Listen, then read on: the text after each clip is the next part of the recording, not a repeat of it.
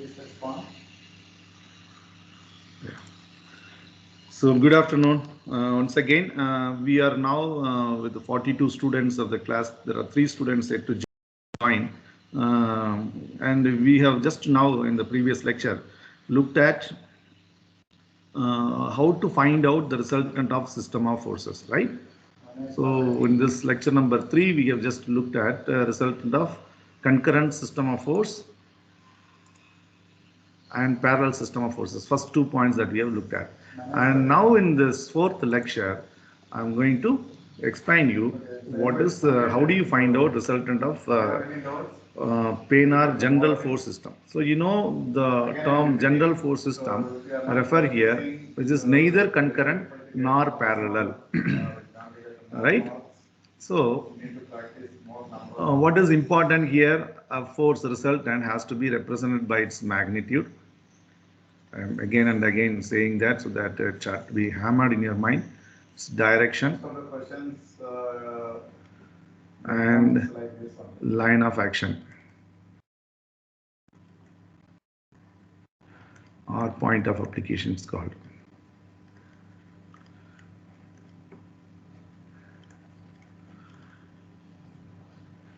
So what are essential if you have a general force system, you know the resultant can be found out by the magnitude of the resultant can be found out by resolution and composition. So you would have its sigma fx and square them sigma fy, square them, and you would be able to have the magnitude.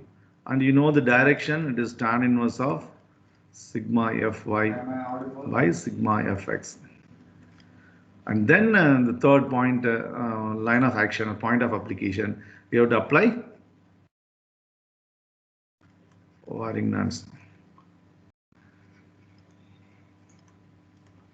theorem. Waring-Nernst theorem. So what this essentially says, summation of moment produced by individual forces will be same as that of moment produced by the resultant. So this is scalar definition.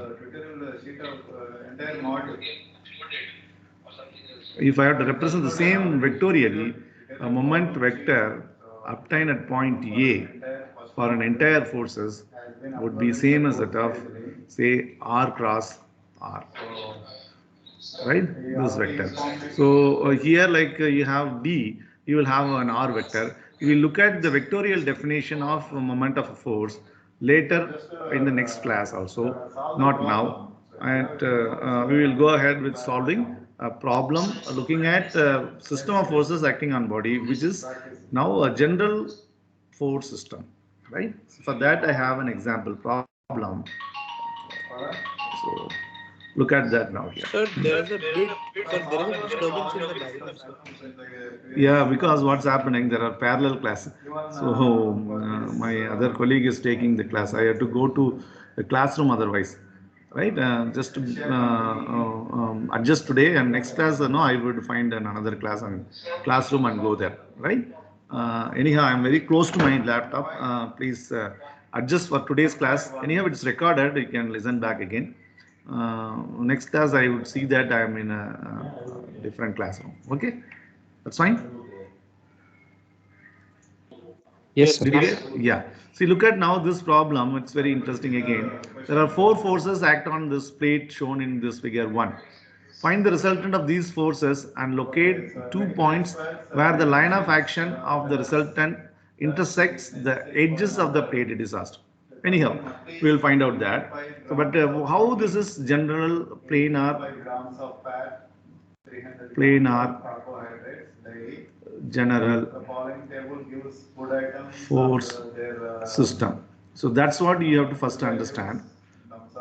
How that can be understood? The forces here are not parallel, obvious by observation. And you see, the force 500 Newton and 340 Newton is concurrent at point D. Even this force 760, if I extend the line of action, is concurrent. But the force 600 Newton is not passes through point D. So this is neither concurrent nor parallel. So I would call this is general force system. And why is it planar? This is the plate and these all forces are in the plane. So it's planar general force system. So now it's very simple that you would be able to find out the resultant. We'll have to simply follow the procedure of resolution or composition. So let's do that now. So let me name these forces as F1, F2, F3, F4. Right? So now what is my sigma Fx? So look at now the four forces. One is already horizontal, but with respect to this tail of this force, it is to the left. So minus 760 Newton. Now look at this force and its direction out to the horizontal. I have to find out. So let's say this is theta 3 for force F3. So what is theta 3 now? Tan inverse of opposite side. So this angle can also be measured here, theta 3. Opposite side is 375 by adjacent side 200. So I would have this angle. Now let's calculate that. 375 divided by 200, shift tan inverse answer, that is 61.93, 61.93 degrees. So that's angle theta 3. So now what is my horizontal component? Look at the force with respect to its tail. With respect to its tail, right? So it's going to be positive plus 340 cos 61.93 degrees. That's the component for this horizontal component for this F3 force. Now F2 force, what is the component? So for that I require to find out the angle theta 2 to the horizontal, which could also be looked at here, theta 2. And now this theta 2 is tan inverse of opposite to this angle is 375. That's the dimension of the plate that gives you, and the adjacent side of this triangle is measured by the length CD, which is 500 Newton in the configuration of the plate. So that gives me this angle or the direction of a second force 500 Newton. So let us calculate the direction. 375 divided by 500, shift to tan inverse answer would give you 36.87 degrees. So this angle is calculated. So now look at this 500 Newton force, F2 force. With respect to tail, it is in second quadrant. So its horizontal component is to the left. So I would have minus value. That's 500 cos 36.87 degrees. So I can calculate now what is sigma Fx. So it is minus 760 plus 340 into 61.93 minus 500 into cos 36.87. So that comes out to be 19 point. What is the answer that you get? I made some mistake. Just let me do once again. See, there is fourth force, that is this F1 is vertical, so that does not come in this equation. So let's try calculate once again. Minus 760 plus 340 into cos of angle 61.93 minus 500 into cos of angle 36.87. So that comes out to be 1000. So minus 1000. Minus 1000 Newton. So that's going to be 1000 Newton. Since the minus sign, I would take the direction to the left. So this is my sigma Fx. So similarly, now sigma Fy I can find. Convention for that is upward force is positive. Like you consider here, convention to the right positive for horizontal sum. So now let us find out here. So this force F1 is already vertical at point C. So I get plus 600. And then this 760 horizontal will not come. I have these two forces F3 and F2. So F2, if I consider its vertical component with respect to tail is positive y direction. So plus y 500 sine of angle theta 2 is how much? It is 36.87 degrees. Then plus 340 sine of angle theta 3 is 61.93. So I would be able to get now this. So how much it is? 600 plus 500 into sine 36.87 plus 340 into sine 61.93. That comes out to be 1200 Newton, which is positive, so that is sigma Fy. So now you look at, now I have a horizontal component sum to the left, vertical sum component upward. So if I bring these two tiles, that shows the second quadrant space. So my resultant R would be under root of 1000 square plus 1200 square, and that value would be directed like this. So this is my R and that angle theta resultant. So what is the magnitude? 1000 square plus 1200 square, that's equal summation under root is 1562.01 Newton. So this is its magnitude. And the direction theta, so we have got first thing, second theta, so that will be tan inverse of 1200 by 1000. That's tan inverse of 1.2. So tan inverse of 1.2, that's going to be 50.19 degrees. So this is its direction. But where is it acting? Point of application. That's exactly what is asked in the question. So locate the 2 points where the line of action of the resultant intersect the edge of the plate. Right, that you have to find out. So how do you find out that now? Can anyone answer? Can anyone? So, as a beginner, so you may get slight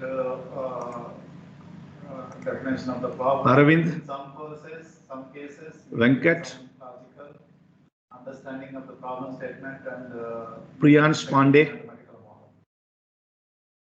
Yes, sir. Yeah. So how do you answer this? Now how do you find out? We have partially now finished. We have got the magnitude, we have got the direction. Now how do you get the point of application? It's line of action. What do we have to do? Warrington's theorem. So Warrington's theorem. theorem. We have to apply Warrington's theorem. So we have done this. We have done this. Now we have to apply Warrington's theorem, so that I would be able to find out the required momentum of the resultant, and that would place my resultant force, and hence by geometry we can find out where it exactly intersects the edges of the plate. So I'm going to do that now, and you will learn it, right? So how do you do that now? So let's just choose a convenient point. So let me choose a convenient point. Let me choose point. Which point I'm going to choose? Which is the convenient point that we can choose? So I have now 4 forces. D. If I choose point D, that is an advantage. Why do I have to choose point D? Look at this Because 3 forces. angles are already. Yeah, the moment arms for F2, F3, F4 are zeros. Like in the previous case here, in this problem, you looked at these 4 forces. The 20 Newton force passes through point A. This force is not participated in the moment equation. Why? Because the momentum for this force is 0. It is having its line of action along the moment center. So that won't participate in the moment equation. So that's exactly here as well. So if I choose, suppose point C, I have these 3 forces. I have to take moment about this point, but I will have this 3 moment summation, and this inclined force I have to resolve. So it is going to be lengthier. That's where you have to apply your mind.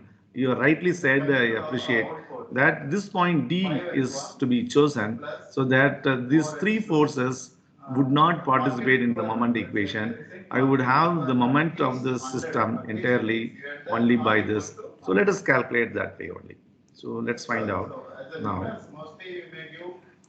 the moment simple problem in order to construct about point D in this case. And let me consider counterclockwise moment positive. That's equal to, in this case, it is F1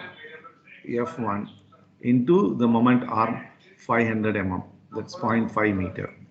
So that's equal to 600 into 0.5. So I would get 300 Newton meter is what is my turning moment. And since I get it's positive, so it's positive or negative? It's negative moment. So this is the convention. But you look at now D with respect to the line of action of this force, it is to the right. So this would have a momentum. CD is what is momentum. So this is its momentum. So momentum is an imaginary arm where D is the moment center. This arm can rotate about D. If this arm is can rotate about D, this force will make this arm to rotate in which sense? Clockwise sense. That's why it is minus sign. So this is minus. So I get my moment 300 Newton meter clockwise. And that is what is my resultant moment as well. So this I have got it. So this would be equal to resultant times D, right? Scalar definition. So I have already resultant value and I can find now D, right? So let's find out D now. That is 300 divided by the input is required 3 units. 1562.01. So that's going to be So with 300 crude A, divided by crude B. 1562.01. So you may get That's 5 coming to be units of gasoline. 0.192 meters, or it is 192 mm in this case, right? So 192 mm D. So where is that now going to be acting? So I know now in this rectangular plate, point D is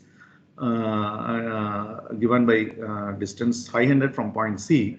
And where is it going to be located like this? So let's take the given plate dimension as it is. Maybe setting the question curve in such a way that we need This to rectangular plate. answer the questions. I have now this point D here. Readily available in any test works. At this point D, I have to now represent my resultant force. Okay. And how do I represent my resultant force? I have to represent the resultant force so that that would create the moment which is clockwise moment. So what is that I would see? So this is a 500 mm and this is the total dimension of the base of the plate is 700. So this is 200, right? So to represent this force, it is always a simple step that you construct a circle at point D. So 192 mm. So construct a circle. So 192 maybe this. So in that case, here itself, with the question itself, your decision variables. How much interior? So that Right, in this circle now, I have to draw a tangent with an angle of the resultant, direction of the resultant, 50.19. So how many tangents that I can draw for this, with this angle to the horizontal? One on this side, another one on this side, right? I can draw one here, another one here. So if I draw one here, this side, and that would create what sense of moment? Say I take this now, a tangent in this side, raw material area constraint. where this angle to horizontal is theta. So I have another tangent here as well. What is the raw material area constraint? So Right. Given table. Where this angle to the horizontal is again theta. In these two tangent, I have to represent now my resultant force. Which tangent should I prefer? I know this resultant would cause which moment? Clockwise moment of 300 Newton meter. So the resultant what I place should create clockwise moment. Right, and the direction you see it is in the second quadrant with respect to tail. So if I place it on this tangent in this fashion, that makes this rotation about point D is clockwise. If I make it here, that makes it counterclockwise. So this tangent to be preferred. So on this I should put my resultant. So if I extend this, this is line of action of resultant, and this is R, right? So this R magnitude would create a moment about this point of momentum D, which is calculated here 192 mm distance from here, would create a clockwise moment of 300 Newton meter. So this is the placement. So now this plate is intersecting this 2 points. So these are the 2 points distance from point C you should find out. That's what is asked. So how would you go about doing it? So one is your resultant is found now. So where is it acting? Now you have put it from point D at the distance D here. And the tangent is with this angle theta. So no doubt, you have finished your problem. But to say now calculate this, I have to look at this configuration and work out.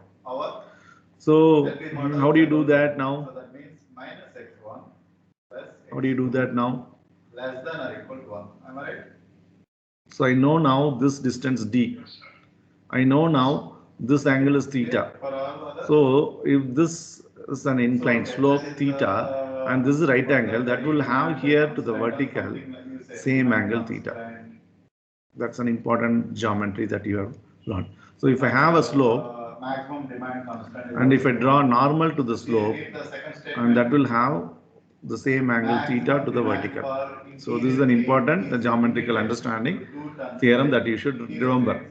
So now that is that helping you out here 2 terms anyway limited to find out.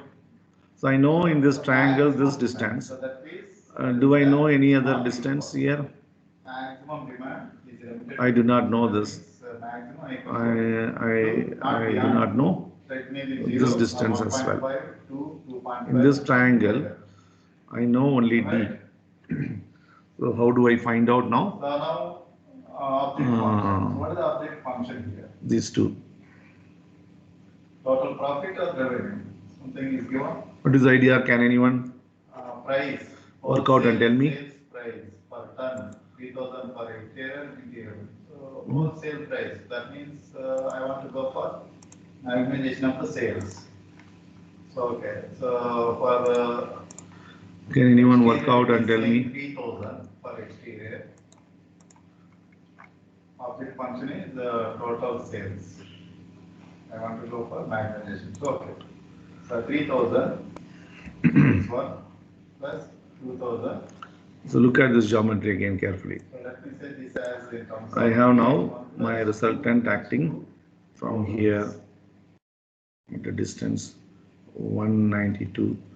I have my So resultant. normalization process because the constants are in the form of And if I extend this, this should intersect somewhere 1 for here. 10. So here it is given 1,000. So here it is intersecting. So this is the magnitude Then of the resultant 1592 here what is the optimization of this? I want to go Newton. for max. And this is the distance D, and this is a right angle. Now So I have to find out this point as well as this point. So how do I do so? Let me go for conclusions. That means okay, let me conclude the model of this. Maximize B Z, let us say Z is equal to 3x1 plus 2x. So here is where you can also have an understanding of Warington's theorem in this fashion. So instead of taking resultant and doing this distance, you can also use that moment sigma m d would be equal to sigma fy into x-intercept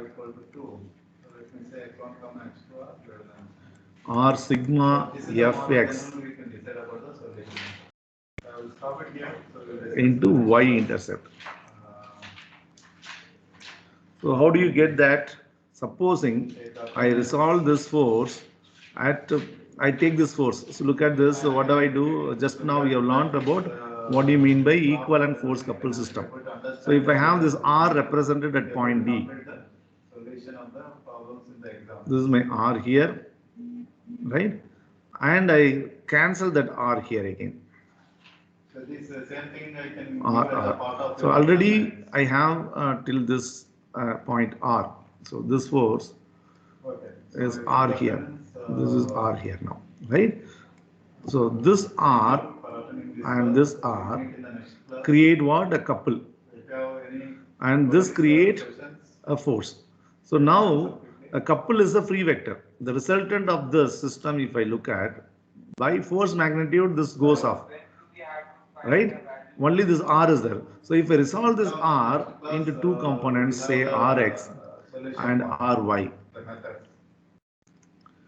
Now, so if I take again moment, I have to find out now about this edges, where is it exactly intersecting. So if I take my Fy into this distance, I would be able to find out what is this y-intercept, right?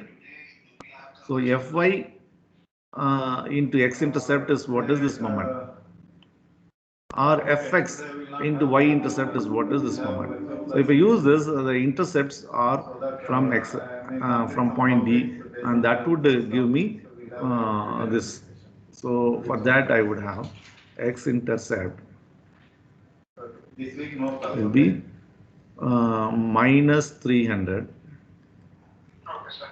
divided by sigma Fy. So sigma Fy, what is that I have? Is it a positive or negative? Positive value. So 1200.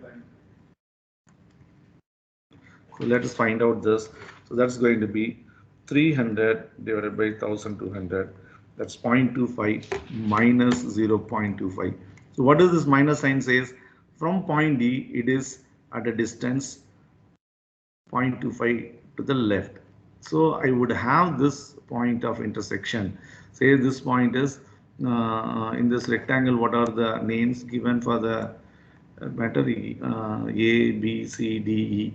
So let me take that as PQR. So this point is P. This point is P. This point is Q, say. So the point P is now from here at a distance 250 mm. Right? So it is, the plate is intersected by the resultant on CD from point D at 250 mm. And what is y-intercept? It's minus 300 again by x. So x is here to the left, so that's minus 1000. So I have to put here again minus 1000. So what is that I have? So it's positive.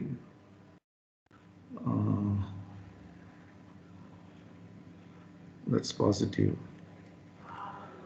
value. How much it is? 300 by 1000. 300 by 1000.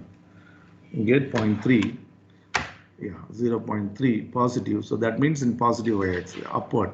So from point D upward. So this distance is going to be 0.3 meters. And this distance from here 0.2 is already 500. So from here it is at 0.25 meters. So the line of action of the force resultant replacing the given four forces would intersect the plate on horizontal side from point C to 0.5 meter, 0.25 meter, on vertical side at point Q, which is from C 0.3 meters. So that is how you can conclude. Right? Any doubt in solving this problem? So again, here see the advantage of understanding equivalent force coupled system helps you to say that I can resolve now this force as 1 Fx and Fy. So this Fy, I would replace it parallelly at a distance 0.25 to have my moment, because Fx is going to be along this, will not participate in the moment equation. So that is why you can rewrite your Warrington's theorem in these three forms. One is the algebraic sum of the moments produced by individual forces is equal to a moment produced by the resultant force, or the moment produced by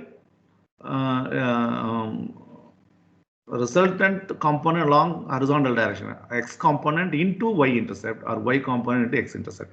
So that also valid. And the other way of representing your Warrington's theorem helps to solve this problem easily. So any doubts? If you have any doubts, I'm happy to explain once again. Otherwise, I would like to summarize today in these two periods what you have learned is you have learned a different system of forces in a single plane. So what are those?